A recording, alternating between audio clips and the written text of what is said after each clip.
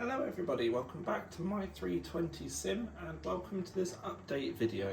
We've been long overdue another update video on progress with the sim build. So let me go through what's new, what's changed, and hopefully give you an insight into the current state of the A320 DIY build. So without further ado, let's jump into it. Just before we do though, be sure to like, comment and subscribe, it really helps the channel out. And if you have ideas for content going forward, do leave them down below. Anyway, straight into it. So the first thing that I want to talk about is the change to the software that we're running on the home cockpit today. So we're now using Microsoft Flight Simulator 2024 using the latest Sim Update 2 beta, and touch wood, so far it's all been working very well.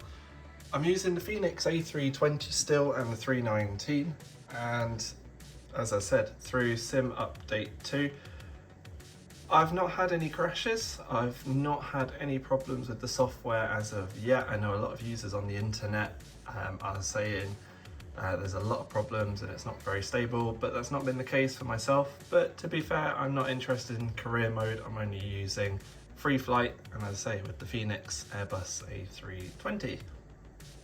You can see it's currently running, providing the clouds and visuals and everything out the window. I have to admit that FS 2024 is a lot better in terms of visuals than FS 2020. I was a bit hesitant to upgrade, thinking that really it doesn't look all that much different. However, having been in FS 2024 for about a month now, I've actually uninstalled FS 2020 and I have no plans to go back to it really. The home cockpit runs off of it and it was working very well. Flights A to B, everything works as it should. So points to MSFS 2024 there. So in terms of physical cockpit changes, I'm going to start down here in the footwell. You can see we've got some new rudder pedals. Those are the MFG crosswind pedals, which I found off eBay.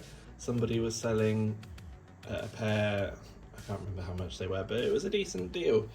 I had never heard of MFG until I stumbled across them, and when I researched them I found out that they were one of the better brands of rudder pedals, and that they even did Airbus footrests for them, as you can see I've got installed at the moment. I have to say, having used these, it is very, very good. They have damping on them, it's adjustable in terms of the pedal tilt, it's adjustable in terms of tension, it's heavy duty, it feels heavy as well, there's some resistance to actually moving it. So all in all, a very good set of rudder pedals and far better than the plastic lightweight Cytec ones that I was previously using. Not that those are going to be thrown away, but yes, these ones definitely top the Cytec ones. And you'll see on the left as well, just here, we've got the new maps, charts and checklist holder, which I built out of wood. This is currently sitting on the side of the pedestal where it was for real.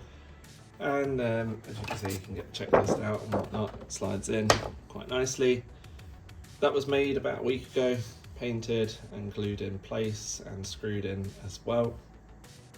And yeah, it's certainly looks the part. It's quite hard actually to cut the curves to it, so it's not angular really. You can see this bit here is curved, so to try and cut that out, that's quite hard. But hey, it looks good.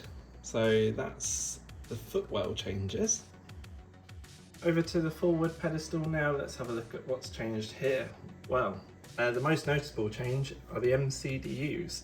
So previously I was using what looked to be a 3D printed MCDU panel from a company called A320 FCU. But WinWing released their own A320 MCDUs. I have to say they are far, far more superior. These ones are currently running independently, so although they're both on the flight plan page at the moment, you can control the first officer side independent from the captain's side, which is awesome. The annunciators all work on it, as you can see here.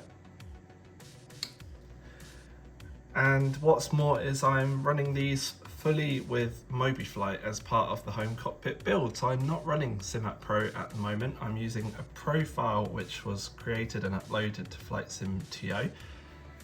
This profile controls not only the input but the output as well. So I had to install Python. I don't know anything about Python, but I installed it, followed in the instructions, and the screens work. As you can see, all the pages and everything are there.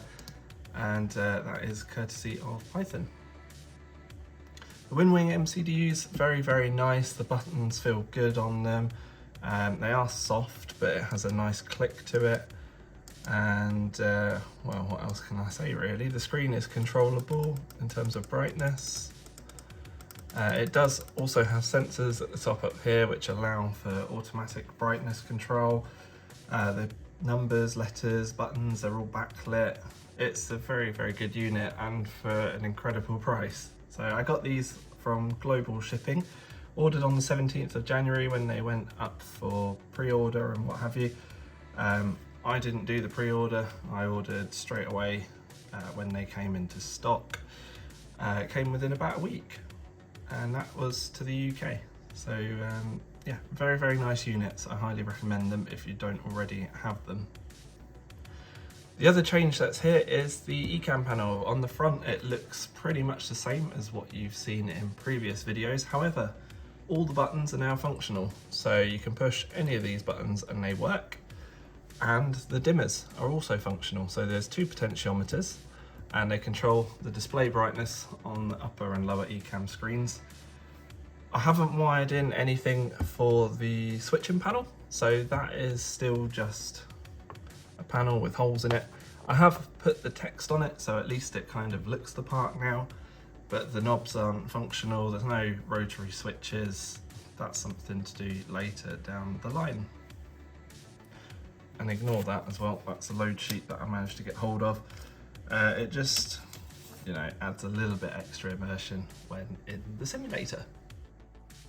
Okay, what I want to show you now is the brakes triple indicator, which has been scratch built and installed into the main instrument panel just to the side of the landing gear lever. So this was interesting to make. I used 3 tiny little servo motors. I can't be any more specific than that. They only rotate up to 180 degrees, which means that when you connect them to MobiFlight, you can assign positions and things like that. They read directly from the Phoenix Airbus in Flight Simulator, and the position of the gauge matches the position in the simulator. So this worked out quite well. It is recessed into the panel as well, although you can't really see that too clearly from the video here. But it is recessed into the panel and it has a clear lens over the top of it, just like the real thing does. And how I made that clear lens is by recycling an old lid from one of those small cheesecake pots that you can get in the supermarkets. So that lid was a plastic circular lid. It was just about the right size that I could cut it to fit the hole that I'd cut out in the panel, and paint over the top so that there's only a circle bit that's see-through. And hey presto, you have what you see in the video at the moment. The needles move. As the sim is currently in flight, I can't show you the needles moving, but I will see if I can capture some footage and tag that into this video so that you can see them moving.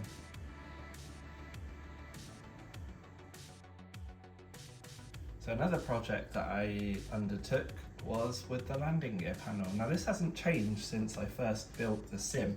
That is until about a few days ago. When I built the sim, I built it so that it would have buttons for the gear indicators. That's the 3 triangles that you see at the top of the panel. And those green triangles, well, they light up green when the gear is down and locked in the correct position. One thing I was missing though is on the real Airbus, when the gear is in transit, you have red annunciations on the top half of those switches. The top half of those annunciators. And that red indicator shows that the gear is in travel, it's not down and locked. I was missing that from the build and it was starting to bug me. So I thought, well, hey, let's change it. So what I did was I took the buttons out that I'd previously installed, and taking the buttons out meant that the LEDs came out as well. I then took the caps with the green triangles that you can see in the video now. I took those off of those buttons, and I'm using those as just lenses for the annunciators. I scratched away a bit of the paint that was on the top, so you can see there's a little line across the top of each annunciator now. And then I installed red and green LEDs behind the lenses, so that I can now have both red and green annunciators.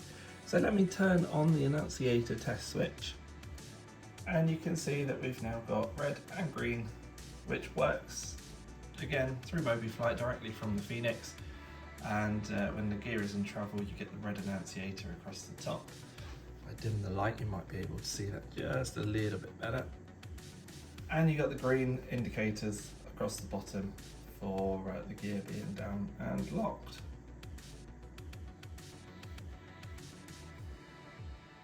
Alrighty, so I've now taken you over to the primary flight display and the navigation display. Not a lot has actually happened in terms of the displays. I do, however, have some trim that I've made, just thin pieces of wood that have been painted grey, just to tidy up the edge of the screens, as they do sit slightly behind the panel. I feel like it gives a good look, makes it look a bit more 3D. And then the work that's been carried out is on this panel here.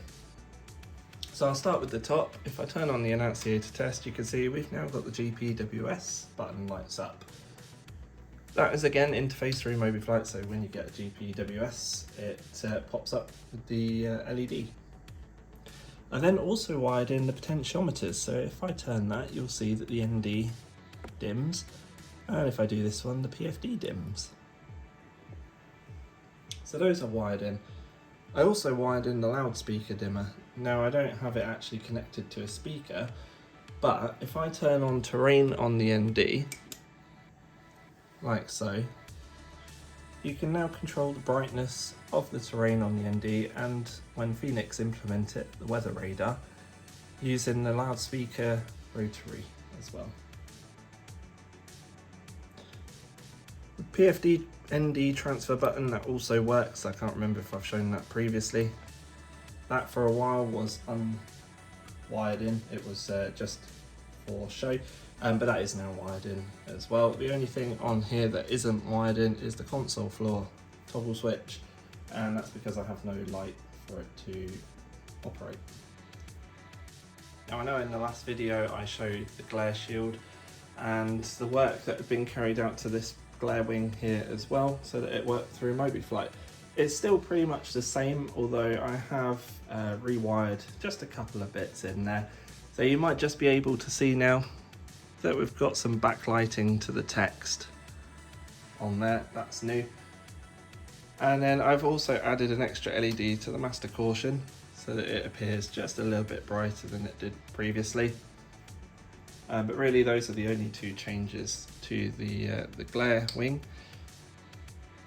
The FCU and EFIS panels, those are from WinWing still, so that's the same as the previous video, but they are now also running through MobiFlight. So what that essentially means is I don't use SimApp Pro. All of my WinWing hardware, in fact all of my hardware, is interfaced via MobiFlight, which is fantastic because it keeps everything all in one software, and it's only that one software that needs to run so that I can get the whole cockpit up and running. Very good. The next change to showcase is that we now have this pillar that runs down the middle between the Glareshield and the overhead panel, and that is representing the central pillar that runs between the windows at the front of the cockpit on the real aircraft.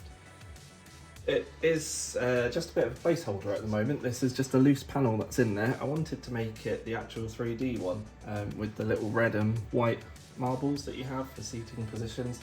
But that's going to come later down the line, there's no urgency with that. For now, having that 2D panel just running down there, it makes the cockpit feel a little bit more enclosed, and yeah, I like the aesthetic that it gives.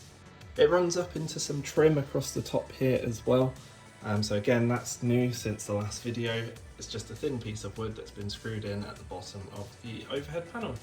It's not finished, it needs to have some thin wood just as trim along the actual edge of the panels part of the overhead panel, and that will be painted black, but again, there's no rush to get that done. Okay, so I'm now showing you the overhead panel, and in terms of appearance it looks identical to how it looked in the previous video, and that's because nothing has visually changed. Not until I put the annunciator test switch on. So now with it lit up, you can see that there is a few bits that are slightly different, and that's this section here is now wired in. So these are all functional, again through Mobi Flight, and wired in for the Phoenix A320. They have their controls. They're not painted black yet, and they don't have the label, like the text labels on them just yet, but that will come later down the line. And the other change that I want to show you with the overhead panel is that we now have the fault light showing on Gen 2 and Gen 1. Previously they were white push buttons, similar to Pack 2 or the Hot Air or Bleed, where they say off in white, and that's because when you would push the Gen 2 button it would switch it off and you'd get the white annunciator for that. However, realistically I can't remember when I last switched Gen 2 off or Gen 1 off outside of emergency situations. So for day-to-day operations, the fault light is the more common light, and that's because when you shut down the engines after parking on stand, you would have the fault light showing on Gen 1 and Gen 2. So that's what I've tried to mimic here by giving it the yellow fault light instead of the white off light, and it just means that you have a couple more lights on the overhead panel when you do power it up and when you're in the turnaround state. It just shows it to have, you know, a little bit more life to it when it's powered up, rather than just a completely blank panel that only lights up when you do the annunciator test. Of course, in flight, if everything's all set to normal like it is now, everything is pretty much switched off. So in terms of the lights, at least, they're all switched off because the buttons are in the correct operating position. That's it for the overhead panel though. Nothing else has changed to it, it's all the same as it was last time. So let me get on to what's coming next. Okay, so what's next for the home cockpit build? Well, you can see we're zoomed in on the clock. That is my next project. So the panel that I've got here is just a thin piece of wood that I've cut out to the rough shape. I haven't measured it out, so it is just an approximation. I think it is a bit too big, so I would need to bring the bottom up ever so slightly. And then I've got hold of some 7-segment displays to fit in there as well. So we've got a 4-digit 7-segment display to fit across the top, a 6 in the middle and a 4 at the bottom, and then various push buttons to put around the outsides as well. I need to figure out how I'm going to get that all installed into the actual main panel itself, but that is the next main project. Further to that, I've also been contemplating about a cockpit printer to go in this section here. It would be a nice little gimmick to add to the home cockpit. In real life, we're using the printer every single flight constantly. So yeah, if I can get that installed, then that would be great. I'm trying to research which ones would be best to have, and well, figure out how I could actually interface that with the cockpit. I think Phoenix allows it, but if I use the fly-by-wire, I need to figure out how I can get it working with that one as well. Again, it's in the research stage at the moment, it's just a bit of an idea, but that is also in the pipeline at some point as well. So that about wraps it up for this video. I hope it's been interesting to you to see what's changed to my home cockpit build. Progress has slowed down with it quite a lot, so there's not been an awful lot to show you in this most recent video, and that's because work has picked up. You know, it's been quite a busy start to 2025 so far. That said, little by little we are making progress with it. If there's anything you'd like to see in a bit more detail, or if there's anything specific that you want me to cover in more depth, and of course leave a comment down below in the comments. I do read each of the comments and I'll try to get back to you about those. Likewise, as I said at the start of the video, if you have ideas for content on the channel, if you'd like to see anything specific, be it tutorials or things like a review perhaps, again, leave that down below in the comments. It all helps and I appreciate all of your feedback. The only thing else that I'm going to say as well, if you can leave a subscribe, then that is very helpful to the channel. We're almost at 1,000 subscribers now, we're not too far away, and that is a milestone for the My320 Sim channel. So if you can leave a sub if you haven't already, I would greatly appreciate that, and it will help us along our way to 1,000.